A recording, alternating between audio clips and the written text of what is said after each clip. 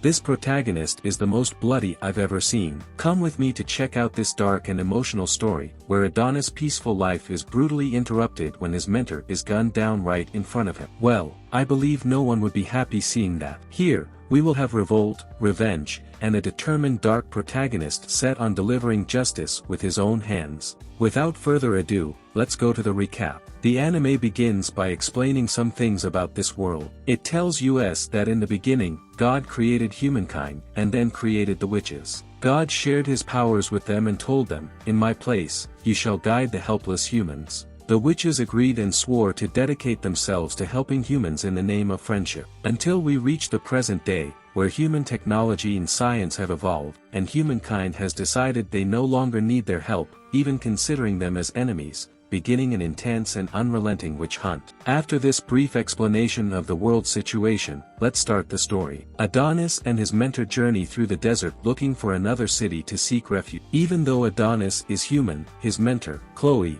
is a witch. Like the others, she is being pursued. They seem to be lost, and Chloe checks her map. However, Adonis takes a smartphone out of his pocket and says he's already found their location. Upon seeing this, she becomes indignant and says that if he uses those strange machines, they can track them. Adonis, on the other hand, says that he assembled that cell phone, and they can't track him, since he uses magic for communication instead of traditional radio waves. The boy becomes proud as he explains his creation, but Chloe doesn't like it so much and gives him a hard time for being foolish. At some point, Adonis asks her seriously why they have to keep running. Chloe simply replies that it's because she's a witch. She adds that the way humankind looks at witches has changed, and now, simply living is a struggle for all of them. He doesn't understand very well, but he continues his journey with her. While they talk, Chloe says they should soon find a city to live in peacefully, and Adonis should go to school, even find a girlfriend possibly. The boy, however,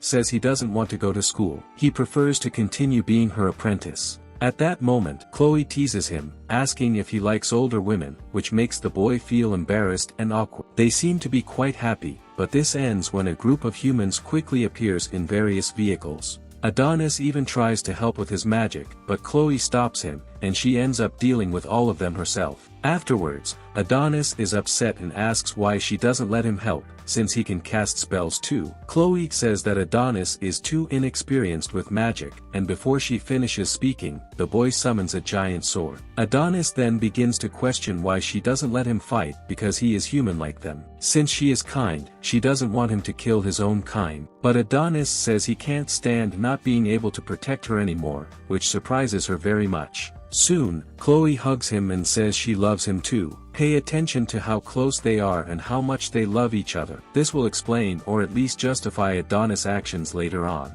At this moment, some kind of device is activated, even though it was frozen by Chloe's magic. It sends their location to the humans who are pursuing them. With this information, they use teleportation technology to transport the two to the imperial capital. The emperor soon introduces himself but says he wants to talk to them not as an emperor but as a simple human being. He says that for a long time, they have been protected by the witches' magic. When natural disasters or plagues occurred, they depended on the witches for help. However, human science and technology have advanced significantly, and they have finally surpassed the witches. And then he begins a speech preaching human supremacy, saying that they are no longer weak. With this speech, he gains near unanimous support from the human population to exterminate a specific group of people, namely, the witches. He continues preaching human supremacy, saying that they no longer need the witches' help for anything. So, all he had to do was let the witches be and everything would have been fine, right? But instead, he preaches the total extermination of the witches since they are no longer needed. And the worst part is that the guy makes a strong case with his rhetoric, and he inflames the population and gains almost unanimous support from all humans.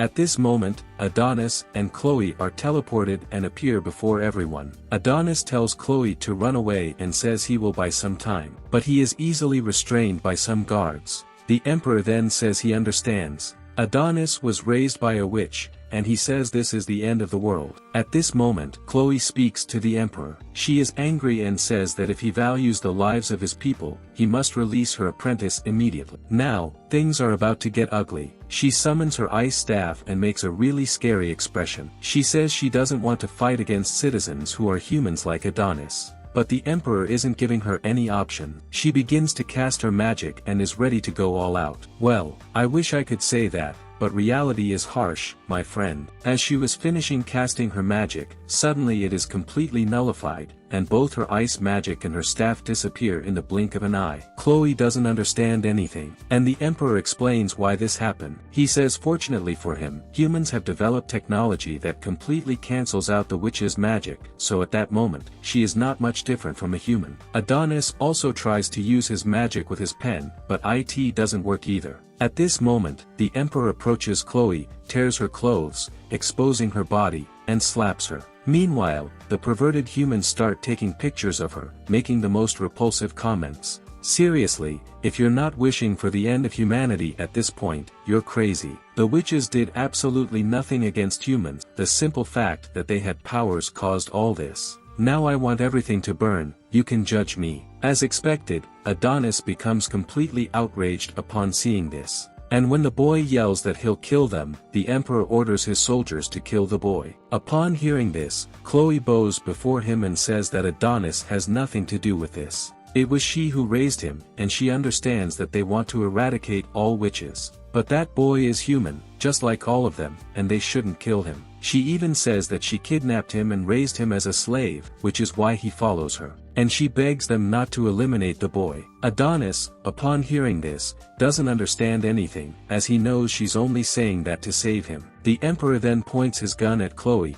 and she thanks Adonis tearfully for everything. At that moment, he remembers the day he found her in an alley. She smiled and took care of him as if he were her son. Before she finishes saying that she loves Adonis, the damn Emperor pulls the trigger and kills Chloe. And not only that, he orders the soldiers to shoot her with their machine guns, completely mutilating her body. In her last moments, she remembers everything she shared with Adonis and says she was truly happy by his side. Adonis witnesses all of this and becomes completely enraged and angry. And you think that's it? No. With utter cruelty, the Emperor orders them to cut off her head and hold it up for everyone as if it were a trophy. Man, he doesn't know what he's doing. This kid is going to grow up in hatred, and I think it's not enough for what will happen from here on. You'll see soon. Here, we have a long time skip. It's been 10 years since Chloe was brutally killed. Adonis wasn't killed, this is their mistake. However, the boy is confined in a high-security prison. We move to one of the prison cells, where people from another defeated empire are being held. Seeing two girls fighting over bread, Doroka, this girl here, offers her own bread to one of them to end the fight. Pay attention to her, this girl will be very important to the unfolding of the story. Anna, another girl, asks if she'll be okay since she gave her bread to another person. Doroka says it's fine because she has a lot of energy. Anna asks Doroka why humans are fighting so much now, especially since most of the witches have been eliminated. Now humans are fighting among themselves, which makes no sense. They preach that humanity would be happy after exterminating the witches. Doroka, in turn, uses some dolls to try to cheer up Anna, and it actually works. Then, the guards appear, calling for number 218, which is Anna's number. The girl becomes completely frightened, as when they call a number, that person never comes back, indicating that they are eliminated. Seeing that it's Anna's number, Doroka switches places with her and goes with the soldier. Afterward, they arrive in a room where there's a strange guy. He says she has a good appearance and body, and immediately orders her to undress. They need to check her body to see if she's suitable for the next master she'll serve. Doroka, seeing the other girls who went before completely destroyed and worn out, becomes very scared and says they're very cruel. But while the strange guy comes to take a picture with her to mock her, she bites his finger and grabs his smartphone. Doroka runs away and tries to use the smartphone to open the cells. However, IT doesn't recognize the owner's voice and refuses to authorize the opening. Doroka then tries to imitate his voice, and don't ask me how, but she somehow manages to gain access and opens all the prison cells. Then, a general commotion takes over the prison, and Doroka keeps moving, until she reaches a strange door and decides to open it. Inside, there's something strange in the center, and Doroka is intrigued. The guards arrive and push the girl down, but fortunately, she had already ordered the opening of the strange compartment. And guess what was inside? That's right, our dear Adonis, now 10 years older, but still filled with hatred for humankind. He frees himself from the chains and easily dispatches the guards without mercy. Afterward, he turns to Doroka and would have attacked her too,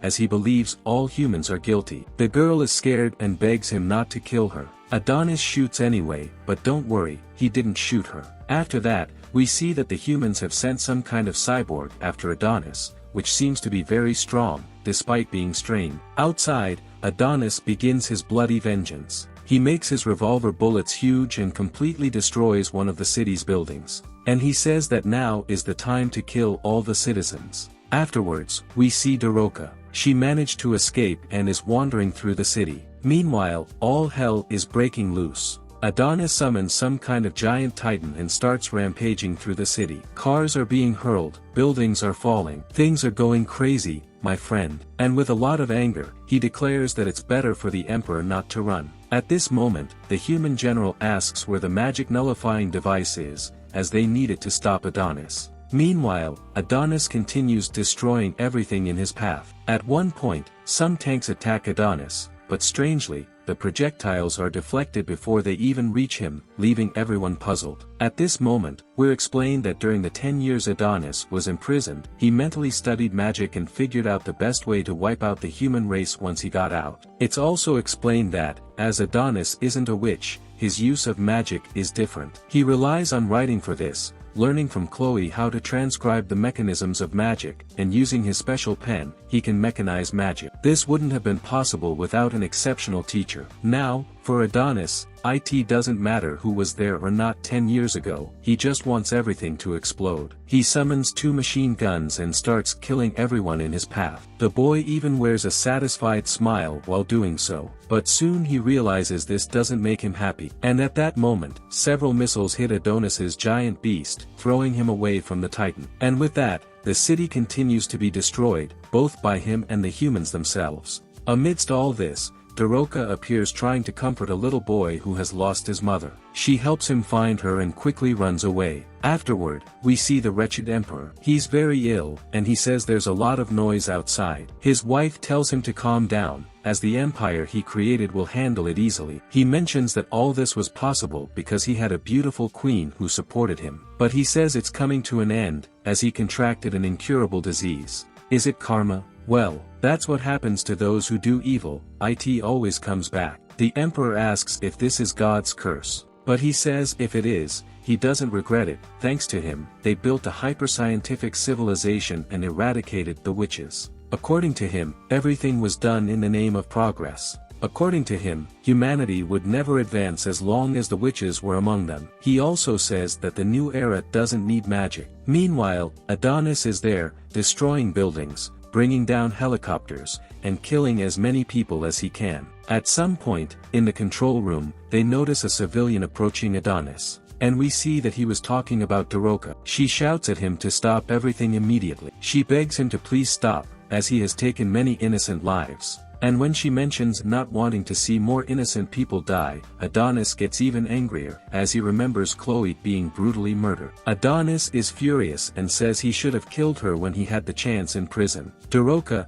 in turn, says that Chloe wouldn't want him to do this. And soon, Adonis grabs her by the collar and tells Doroka not to dare utter her name. He asks if she's some distraction from the humans, as they always play dirty. Doroka, however, says that Adonis was the name the greatest witch gave to her beloved student. And she continues to say that all of them, the witches, know this. Which implies that Doroka is also a witch. And indeed, the girl soon uses magic to show that she is like Chloe, a witch. Adonis releases her, and she introduces herself. But Adonis doesn't want to hear it. He grabs her by the neck and can't believe she's a witch. As for him, they're all dead. She insists, saying she's one of the survivors, and Adonis asks why they didn't come to help Chloe when she needed it. Doroka apologizes and says they were desperate to escape, but she says they can bring Chloe back. Adonis asks what the heck that means and accuses her of lying to save herself. The girl then says it's okay, if that makes him happy, he can go ahead.